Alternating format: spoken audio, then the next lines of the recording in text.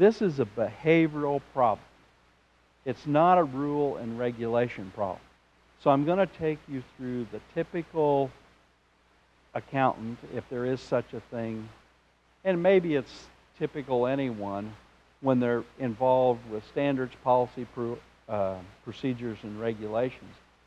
And over on the left is kind of the negative mindset. Well, I didn't know about that, and we call that the uninformed. You know, I stay in the office, I get 2,500 chargeable hours. You know, I must be doing my job.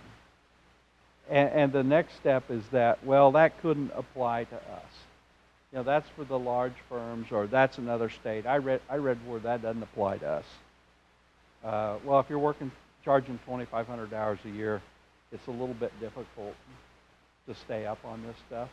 So that's one of the purposes of circles. We try to keep you informed and ahead. And then the third area is you're going to get upset. That's just a natural human reaction. Well, how can they do that to us? You know, what were the legislators thinking? What prompted this? And then you delegate it to the IT department, or you delegate it to firm admin, and you put off this policy and procedure about email because that doesn't really apply to us, and it pisses me off that I have to go through and clean those emails and get them out of Exchange because I could find them in there, and now I can't find them in the content management. So they delegate it to somebody else to do. And finally, somebody in the firm gets sued, or even just the threat of suit.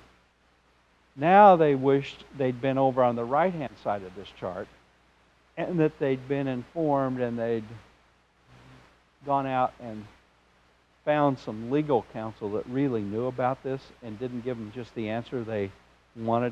So you can see the positive side of this versus the negative side of this. And I can't say in this society today that you're going to avoid litigation, but if you are involved in litigation, you can certainly reduce your costs and make it a lot less painful.